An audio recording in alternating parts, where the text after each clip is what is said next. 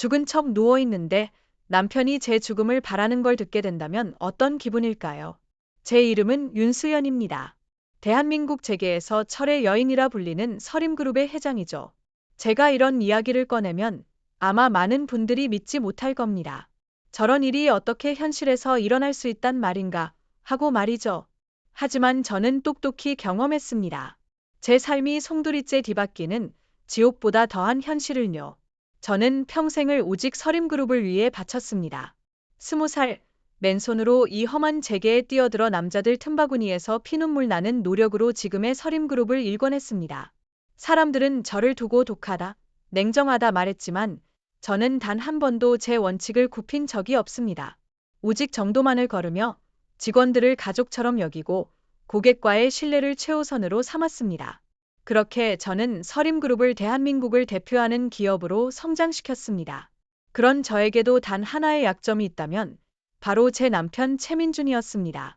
그는 제가 가장 힘들었던 시기에 곁을 지켜준 사람이었습니다. 제가 사업에 몰두하는 동안 그는 늘 따뜻한 미소로 저를 응원했고 집안의 모든 일을 도맡아 해주었습니다. 언론에서는 그를 윤수연 회장의 그림자 내조라 칭송했고 저 역시 그를 진심으로 존경하고 사랑했습니다. 그가 저의 성공을 진심으로 기뻐하고 저를 세상에서 가장 소중하게 여긴다고 믿었습니다. 그렇게 믿었기에 제가 가진 모든 것을 그와 함께 나누는 것이 당연하다고 여겼죠. 제 모든 재산은 남편과 공동 명의였고 서림그룹의 지분 역시 상당 부분 그에게 넘겨주었으니 말입니다. 어쩌면 저는 그에게 너무나도 관대했고 너무나도 맹목적으로 신뢰했습니다. 그날도 평소와 다름없이 바쁜 하루를 보내고 집으로 돌아오던 길이었습니다. 중요한 해외 투자 유치를 성공시키고 오랜만에 남편과 단둘이 오붓한 저녁 식사를 할 생각에 들떠 있었죠. 늘 제 곁에 그림자처럼 따라붙던 경호원들도 그날따라 남편의 배려로 잠시 떨어져 있었습니다. 오늘은 당신과 단둘이 있고 싶어. 그의 그 달콤한 속삭임에 저는 아무런 의심도 하지 않았습니다. 어두운 터널을 막 빠져나오던 순간 갑작스러운 충격이 차를 강타했습니다. 눈앞이 번쩍하고 온몸이 붕 뜨는 듯한 느낌. 그리고는 모든 것이 암흑으로 변했습니다. 그 순간까지도 저는 사고라고만 생각했습니다. 불운한 교통사고. 하지만 나중에 알게 된 진실은 그것이 최민준과 강지혜가 치밀하게 계획한 살인 미수였다는 것이었습니다. 제 차의 브레이크 선이 교묘하게 조작되어 있었고 사고를 유발한 트럭은 이미 대포차로 사라진 뒤였습니다. 정신을 차렸을 때 저는 낯선 병실 침대에 누워 있었습니다. 눈만 겨우 깜빡일 수 있을 뿐 몸은 마치 거대한 바위에 짓눌린 듯 움직이지 않았습니다. 뇌는 깨어 있는데 몸은 전혀 반응하지 않는 그야말로 살아있는 시체 같았습니다. 온몸에 연결된 수많은 선들과 기계음만이 제가 살아있음을 알리고 있었죠. 튜브를 통해 영양분이 공급되고 인공호흡기가 제 숨을 대신 쉬어주고 있었습니다. 답답함과 공포가 저를 덮쳐왔습니다. 제가 왜 여기에 누워있는지, 무슨 일이 있었는지 아무것도 기억나지 않았지만 제 심장은 끊임없이 불안을 속삭였습니다. 그때였습니다. 제 곁에 앉아있던 남편, 최민준의 목소리가 들려왔습니다. 그는 슬픔과 걱정이 가득한 얼굴로 제 손을 잡고 있었죠. 여보, 제발 눈 좀 떠봐요. 당신 없이는 못 살아요. 그 목소리는 너무나 애절해서 저는 순간 안도했습니다. 그래, 그래도 내 곁에는 민준 씨가 있구나. 이 지옥 같은 상황 속에서 나를 지켜줄 유일한 사람, 그렇게 생각했습니다.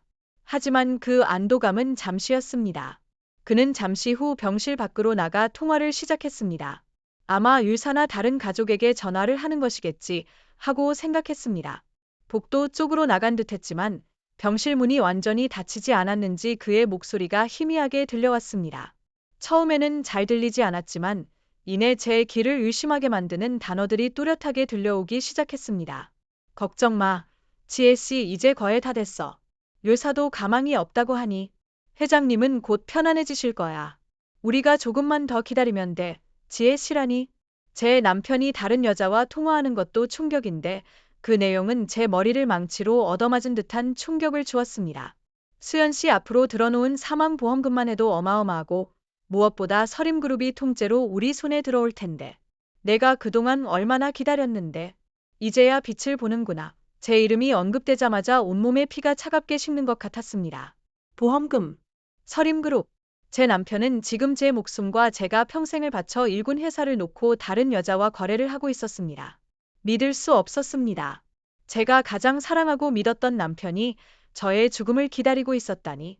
제 심장이 찢어지는 듯한 고통에 몸부림쳤지만 저는 아무것도 할 수 없었습니다. 회장님이 눈치채기 전에 빨리 마무리해야 할 텐데.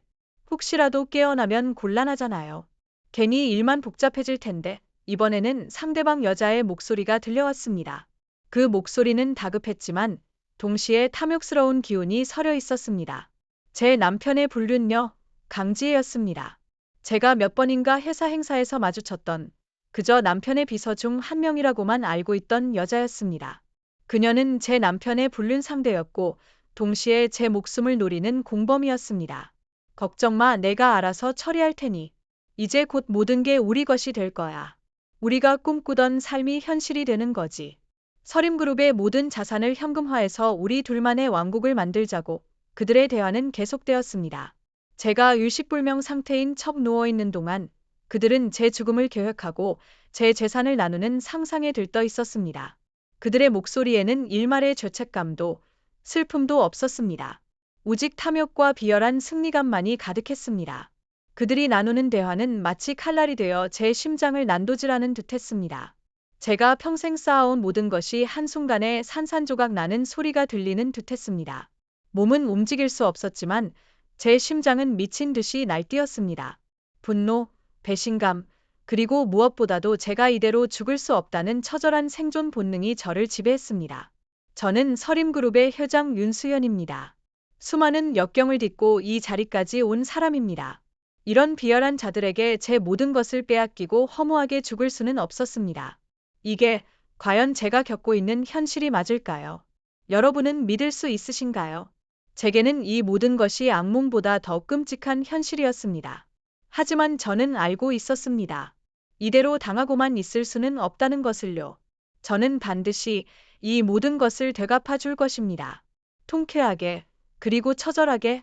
이 지옥 같은 병실에서 제가 다시 일어설 수만 있다면 말이죠. 그들에게 제가 어떤 존재였는지, 그리고 제가 어떤 복수를 할 수 있는지 똑똑히 보여줄 겁니다.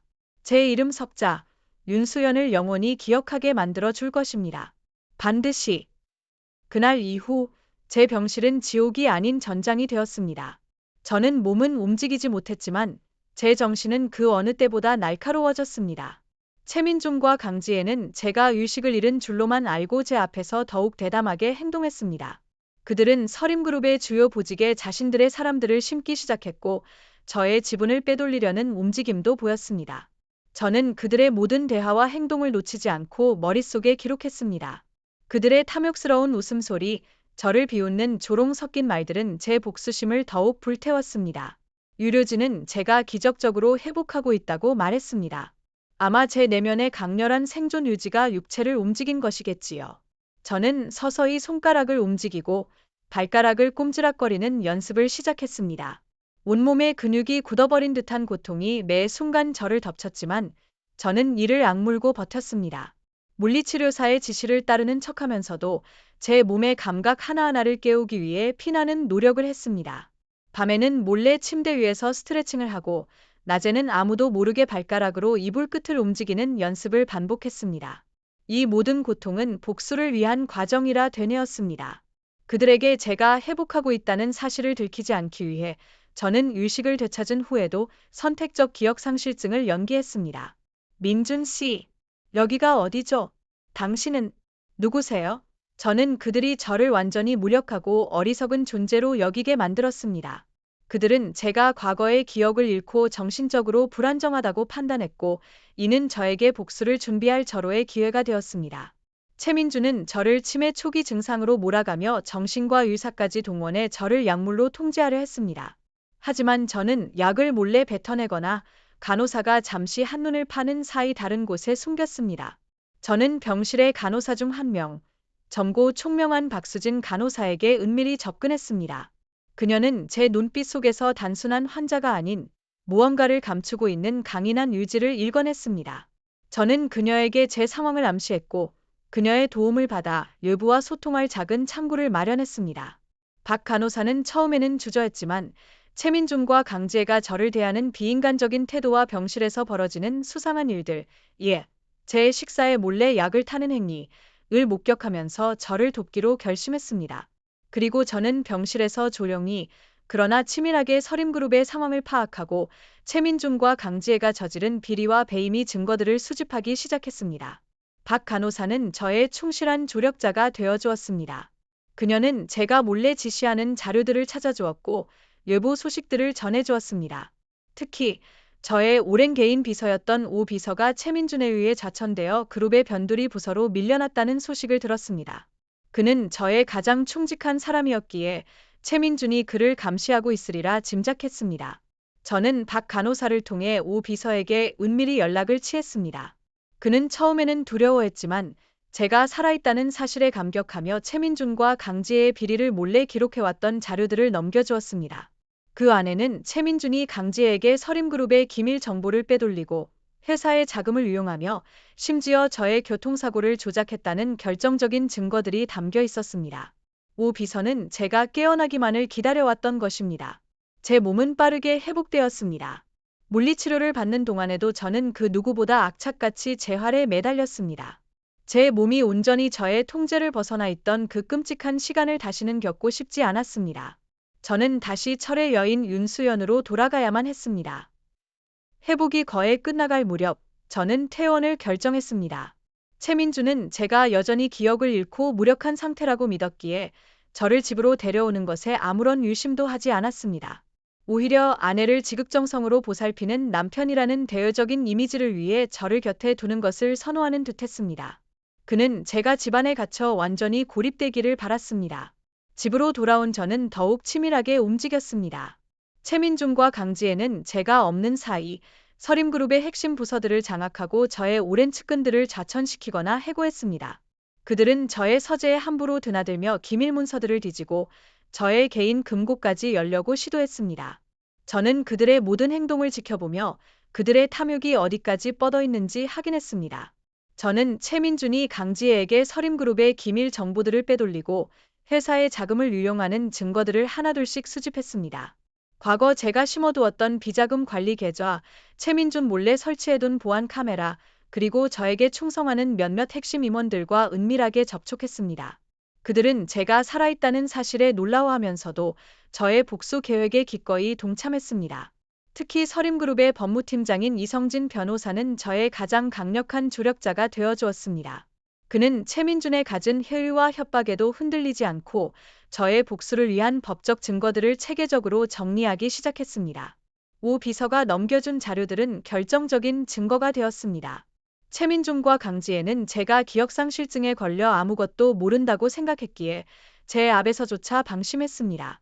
그들은 제가 잠든 척하는 사이 침대 옆에서 낄낄거리며 저를 조롱하고 자신들의 미래 계획을 떠벌렸습니다. 윤수연은 이제 끝이야. 우리는 이제 이 모든 걸 가질 거야. 그들의 비열한 목소리는 제 분노를 더욱 증폭시켰습니다. 저는 그들의 오만함을 역이용하기로 결심했습니다. 그들이 가장 방심했을 때 가장 치명적인 일격을 가할 준비를 했습니다. 한편 서림그룹의 내용을 감지한 라이벌 기업 신화그룹의 한혜진 회장이 서림그룹의 지분을 야금야금 사들이기 시작했습니다. 그녀는 저와 오랜 라이벌 관계였지만 동시에 서로의 능력을 인정하는 사이였습니다. 한혜진의 움직임은 최민준과 강지혜에게 또 다른 압박이 되었고 저에게는 복수를 앞당겨야 할 이유가 되었습니다. 자칫하면 서림그룹 전체가 한혜진의 손에 넘어갈 수도 있었기 때문입니다. 저는 한혜진 회장에게 은밀히 메시지를 보냈습니다. 내가 돌아올 때까지 서림그룹을 지켜주세요. 그리고 나의 복수를 방해하지 마세요. 한혜진은 저의 메시지에 의미심장한 미소를 지으며 알 수 없는 반응을 보였습니다. 복수가 다가올수록 제 마음속에는 미묘한 갈등이 시작되었습니다. 과연 이 복수가 저를 행복하게 할 수 있을까? 저는 그들과 똑같은 괴물이 되어가는 것은 아닐까? 밤마다 악몽에 시달렸습니다. 최민준의 자상했던 옛 모습과 강지혜의 순수했던 첫인상이 떠올라 저를 괴롭혔습니다. 하지만 이내 그들의 탐욕스러운 웃음과 비열한 통화 내용이 떠오르면 제 마음속의 복수심은 다시 활활 타올랐습니다. 더 이상 물러설 곳은 없었습니다. 저는 그들을 파멸시키고 저의 모든 것을 되찾아야만 했습니다. 마침내 복수의 날이 밝았습니다. 최민준과 강지혜는 서림그룹의 임시 주주총회를 소집했습니다. 그들은 제가 여전히 무력한 상태라고 믿었기에 주주들의 동의를 얻어 저를 회장직에서 해임하고 최민준이 회장 자리에 오르려는 계획을 꾸몄습니다. 그들은 자신들의 승리를 확신하며 오만하게 웃었습니다. 주주총회 당일, 저는 휠체어를 탄 채 회의장에 나타났습니다. 최민준과 강지혜는 제가 등장하자 당황했지만 이내 비웃음을 지었습니다. 기억도 못하는 사람이 뭘 할 수 있겠어. 그들은 그렇게 생각했겠지요. 최민준은 능청스럽게 저를 걱정하는 듯한 말을 건넸습니다. 여보, 몸도 불편하신데 여기까지 오셨군요. 제가 대신 잘 처리할 테니 걱정 마세요. 그 순간 저는 휠체어에서 천천히 일어섰습니다. 굳건히 두 발로 선 제 모습에 회의장 안의 모든 사람들이 숨을 죽였습니다. 최민준과 강지혜의 얼굴에서 웃음기가 사라지고 경악과 공포가 스쳐 지나갔습니다. 강지혜는 저를 향해 소리쳤습니다. 회장님, 아직 몸이 불편하실 텐데. 그녀의 목소리에는 당황과 함께 미세한 떨림이 섞여 있었습니다. 저는 마이크를 잡았습니다. 제 목소리는 차분했지만 회의장 전체를 압도하는 카리스마가 담겨 있었습니다. 최민준 씨, 그리고 강지혜 씨, 그동안 안녕하셨습니까? 저를 죽이고 서림그룹을 빼앗으려 했던 계획은 잘 진행되셨는지요? 제 말과 함께 대형 스크린에는 그들의 통화 녹취록과 은밀한 만남을 담은 영상들이 재생되었습니다. 오 비서가 몰래 설치한 카메라와 도청 장치를 통해 수집된 영상과 음성들이었습니다. 최민준이 저의 교통사고를 지시하는 내용, 강지혜와 함께 제 재산을 가로챌 계획을 세우는 내용, 그리고 저를 조롱하는 비열한 대화들이 생생하게 흘러나왔습니다. 주주들은 경악했고 분노했습니다. 이것은 단순한 불륜이나 횡령 문제가 아닙니다. 이것은 저 윤수현의 목숨을 노린 살인 미수이자 서림그룹을 통째로 강탈하려 한 중대한 범죄입니다. 저는 이성진 변호사가 준비한 모든 증거 자료를 공개했습니다. 최민준이 빼돌린 비자금의 흐름, 강지혜가 유출한 기업 기밀, 그리고 저의 교통사고와 관련된 모든 정황 증거들이 낱낱이 드러났습니다. 최민준은 발버둥 치며 조작된 것이다. 저 여자가 미쳤다고 소리쳤지만 이미 그의 얼굴은 창백하게 질려 있었습니다. 강지혜는 주저앉아 떨기 시작했습니다. 그때 회의장 문이 열리며 한혜진 신화그룹 회장이 당당하게 걸어 들어왔습니다. 그녀는 최민준과 강지혜를 비웃는 듯한 차가운 미소를 지으며 단상에 올랐습니다. 서림그룹의 혼란을 틈타 주주님들의 불안감이 커지고 있다는 소식을 들었습니다. 그래서 제가 왔습니다. 서림그룹의 안정화를 위해 신화그룹이 적극적으로 협력할 의사가 있음을 밝힙니다. 한혜진 회장은 최민준이 빼돌린 서림그룹의 핵심 기술 자료를 자신이 확보하고 있음을 암시하며 최민준의 입지를 더욱 좁혔습니다. 그녀는 제가 복수하는 동안 서림그룹을 외부의 위협으로부터 지켜주는 역할을 했던 것입니다. 이는 최민준과 강지혜에게 완벽한 고립을 안겨주었습니다. 경찰이 들이닥쳐 최민준과 강지혜를 현장에서 체포했습니다. 그들은 끌려나가면서도 저를 향해 이를 갈았지만 저는 단 하나의 미소도 보이지 않았습니다. 그들의 탐욕과 배신은 결국 그들 자신을 파멸로 이끌었습니다. 통쾌했습니다. 제 심장을 난도질했던 고통이 마치 독이 빠져나가는 것처럼 시원하게 느껴졌습니다. 하지만 동시에 제 마음속에는 알 수 없는 허무함이 밀려왔습니다. 과연 이 복수가 저에게 진정한 평화를 가져다 줄 수 있을까? 저는 그들과 똑같은 괴물이 된 것은 아닐까? 복수의 끝에서 마주한 것은 또 다른 공허함이었습니다. 최민준과 강지혜는 법의 심판을 받았습니다. 그들은 모든 것을 잃었고 제가 평생을 바쳐 일군 서림그룹에 감히 손댈 수 없게 되었습니다. 그들의 추악한 실체가 세상에 드러나자 그들에게 빌붙었던 모든 이들도 함께 몰락했습니다. 최민준은 모든 재산을 몰수당하고 감옥에 갇혔으며 강지혜 역시 그 대가를 치렀습니다. 저는 다시 서림그룹의 회장으로 복고했습니다. 하지만 이전과는 달랐습니다. 저는 단순히 회장의 자리를 되찾은 것이 아니었습니다. 죽음의 문턱에서 돌아와 인간의 가장 추악한 면모를 목격하고 진정한 삶의 가치와 신뢰의 중요성을 깨달았습니다. 복수를 통해 얻은 것은 단순한 승리가 아니라 저 자신의 내면을 들여다보고 진정한 의미를 찾아가는 과정이었습니다. 저는 서림그룹을 재정비하며 탐욕과 배신이 아닌 신뢰와 상생의 가치를 최우선으로 삼았습니다. 저를 도왔던 박수진 간호사에게는 장학재단을 설립하여 그녀의 꿈을 지원했고 이성진 변호사에게는 그룹의 핵심 요직을 맡겼습니다. 오 비서에게는 진심으로 감사를 표하며 다시 제 곁에 두었습니다.